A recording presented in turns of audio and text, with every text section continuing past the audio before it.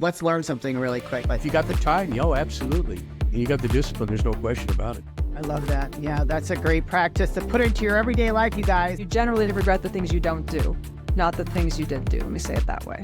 Mic drop. This was just awesome. I love meeting my guests in person, and it's a whole nother animal, and the energy is just electric. You guys, this is your host, Deanna Radulescu with Label Free Podcast. To live your best life, you must live label free. What is good, everyone? This is your host, Deanna Radulescu with Label Free Podcast. To live your best life, you must live label free. And we're back with a returning guest. You might recognize his face. The Army tried to arrest him, break him, and investigate him. He's a decorated combat veteran with 31 years of service in the United States Army. He was here once before promoting his first book, A Soldier Against All Odds. Today, we have him coming back talking about his third book. Please welcome Jason D. Pike back to the show. Jason, welcome back. Hey, thank you for having me back. It's really good to be back. I know you did a good one last time. Yeah, we did. Well, thank you for your service, as always. Like, I am, I come from a family of people that have been in the military, and I feel like the last couple of years we've gotten really off track appreciating those that have served. So thank you very much for your service again. Your first book, A Soldier Against All Odds, you shared your life in uniform with brutal honesty and inspiration. So can you just give us a quick recap on that book?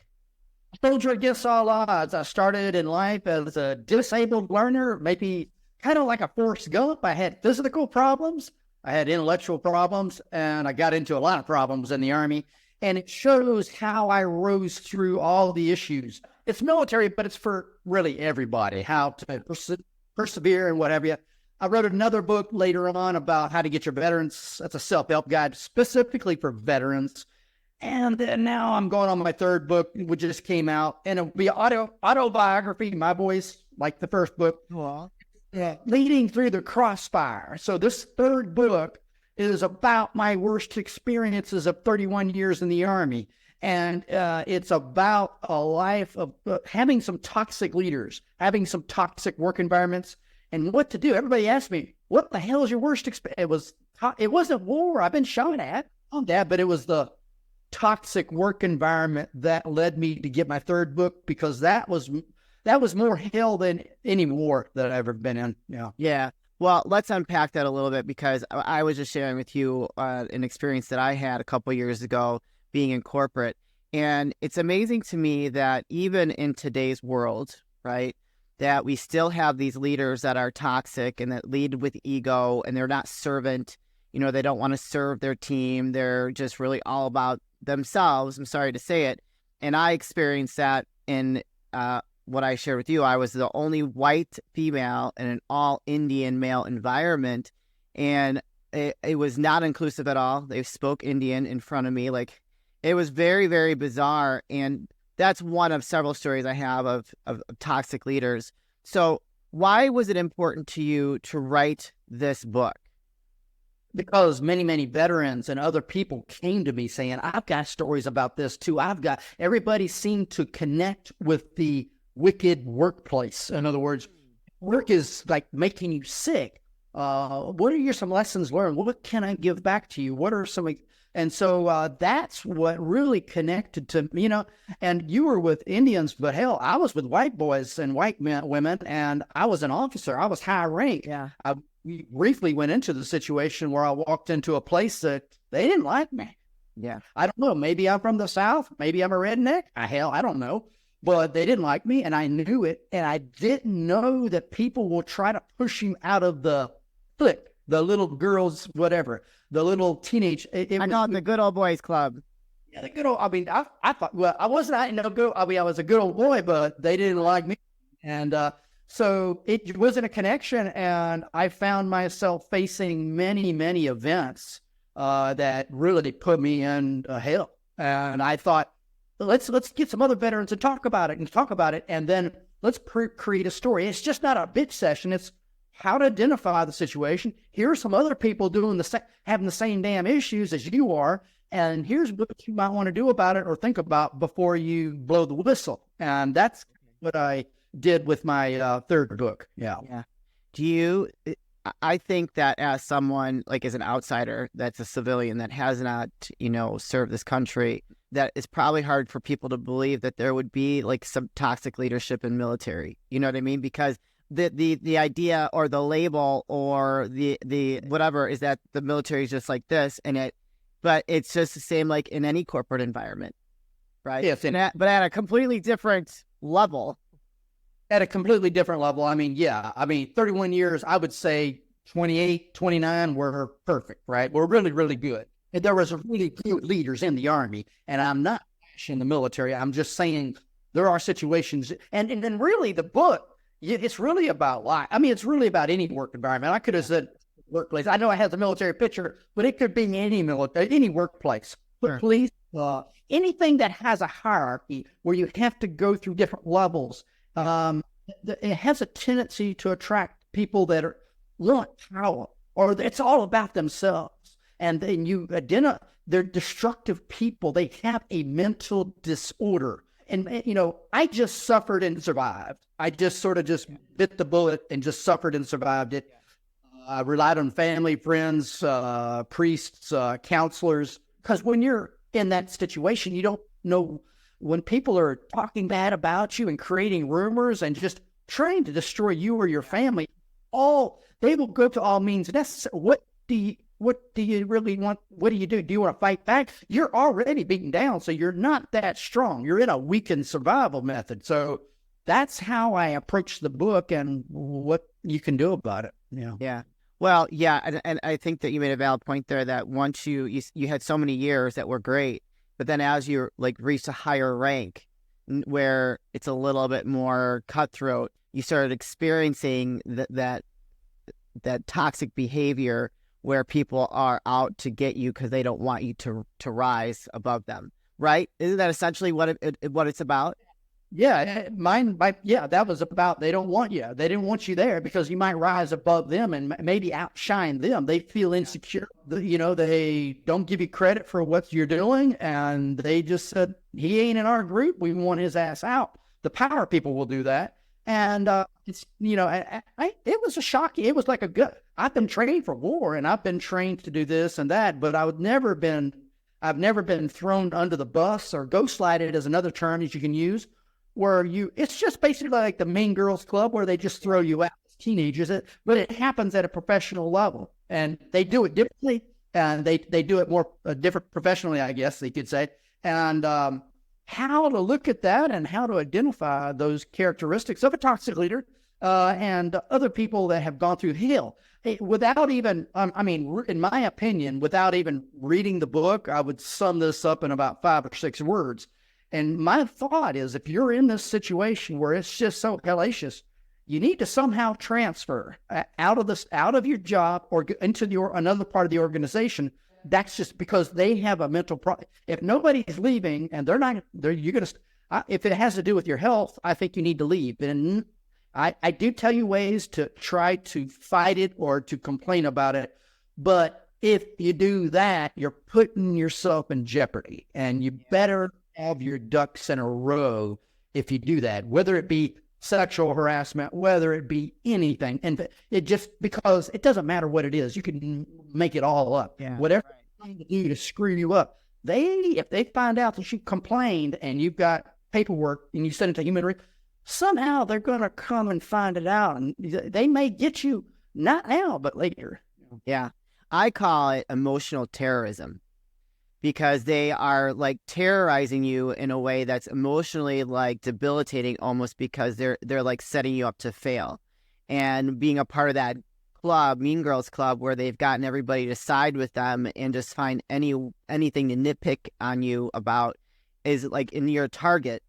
I feel like that should never be allowed, but it happens. It happens in corporate America. It happens in the military. It happens with, our public, the police, firefighters. It happens in all these different industries and all different levels. And like, your book is one way to start making a difference, right? If in like getting it into the right hands, trying to help people, and maybe it like will coach them or like comfort them that they have options. But it's like, how do we stop or like identify these leaders that are so toxic that think that it's okay to put a target on someone's back, because it's never okay to do that. It's difficult because the people in power above the people that are above the Right. It always comes from the top. Absolutely. they have they're very ambitious. These people, it's hard because I know when I joined the military, it's like, treat everybody good, do this. They have all these sessions of training sessions and things, and they teach you take care of them, they'll take care of you. They pound it in your head. But some people rise through that ranks and go up, and they get very ambitious along the way. They have a way of kissing up and they're looking really good, but kicking down, kissing up, but kicking down at the same time. And it's hard for the people that are above that toxic leader to see that. And sometimes, too late anyway, because they've already passed that point of no return. They're probably, if you've gone to management or middle-level management, you've kind of gone up there. So I think if the people can just realize that toxic leadership is there and the traits, they're kind of like they're almost like they're a narcissist. They're a narcissist in many ways. They're almost psychopathic in many ways. They have no empathy, and it's all about themselves. And I think just having other leaders can identify. I mean, I knew in Afghanistan when I was in the war, I had a subordinate narcissist. I had a leader that was toxic, and I tried to get him out of my ranks, and it was so difficult. And I knew that he was treating another female soldier really bad. I mean, just terrorizing her. And I counseled him. I talked to him, and I told my supervisors, but they said, there's nothing this was the military. It's very bureaucratic and I just had to get him home earlier. And that I still communicate with that female sergeant, which I got promoted up to a second lieutenant and captain. And she was terrorized. And I said, I know how you feel, and I'm working with you, but it's sometimes difficult to point at. I mean, you've got to have your paperwork in order, and you've got to go through procedures, and it sometimes takes a while, a long process. I know that's not a great answer, but that's a difficult. No. People be identified with it. Yeah. No, like I know someone right now that's dealing with the situation at work where they've got a target on their back, and they're being terrorized, quote unquote, in a very inappropriate way, I feel like, and you can't complain, right? They're in a position where I asked, can you complain? Can you file a complaint? And this is being going on because you are being singled out. And they said, no, they can't do that because they're eventually going to find out, and that could backfire, like you said earlier. And I could have complained, but I was just like, you know what? I'm better than that. I'm just going to move forward. But I probably should have to protect anybody else that stepped into that role in the future, But what do you say to someone that you mentioned before? What do you say about someone that reading your book? Do you talk about that at all? If you were to file a complaint or not, what do you say in your book about that? So in my book, I say, if you go that route to file a complaint, better have it not just a bitch session, week or two. You better have some months of documents. Even the good days that you have, you need to explain them out. And even the very bad days and the details don't lie. And so you're in a week and you're trying to write this. So you're trying to build a story to give to somebody, right? And I knew what to do at the time, but I was such in a fragile state. So you got to, hopefully you get another coworker to also back you up that this is true, that these have been occurring, whatever it might be. With me, it was investigations, it was pedophilia, it was all kinds of stuff. So I was just in too much of an emotional state to do that. But if you do it, you better have your ducks in order and then give them to someone, hopefully, that is trusted, who might do something about it to help you. But you're putting yourself at risk, and you need to understand that. You need to understand you might be at risk. And if you're not at risk at this point in that job, you might be at risk in your other job, because these people will go to all lengths to get your ass. Yeah. And but I'm not in the Army anymore. But just be very careful and have your ducks in a row. If you do it, you could file it to HR or quality control or some sort of internal policing device or policing organization they may have for you. But you might want to check out if that would be a good option or not. Be careful with it, is all I'm saying. Now, your book, is it for leaders or people that are dealing with toxic leadership? It's for everybody with toxic leaders. It could be for leaders. It could be for subordinates. It could be anybody. I know it has a military picture there, but it's for everybody. And so that's kind of how that works. My audio, which I did the audio, will come out. You know, if you don't want to read it, just wait for the audio to come out, and I'll talk to you about it there. And also just other wicked stories that made me feel good that my situation was not as bad as some other people's situations. Wow. If someone's a leader and they are reading that book, what would you like them to get out of it? Just don't believe everybody kissing your ass. And because there'll be a lot of people up there kissing your ass. Yeah. And many of them may look good. They may even do the job pretty well. But somehow you need to be able to read through some things. It could be talking to other people to get a little direction of who's really kissing your ass and, you know, who's trying to get over. What I'm saying is trying to, because you need to have a monitoring device to the subordinates. And I don't know how that would be, but because a lot of times in the military or police, we're loyal to the chain of command. We want to do the best we can. And there actually is a rule with the chain of command. But somehow if they can get down there and talk to some of the subordinates and try to get a feeling, a pulse of the situation. Yeah. No, I think that the book is very timely in this day and age. I mean, I know that there's still a lot of toxic leadership out there, and people can really put on a good face and play a dual role in the workplace, whether it's in the military, in you know, public service, or in corporate America. And you really have to kind of watch out for those people that are capable of backstabbing you or really like have their own personal agenda.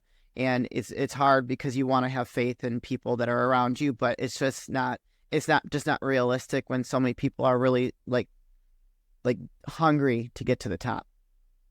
They're hungry. That's what's scary about it. Like hungry. I mean, you could tell the narcissistic way.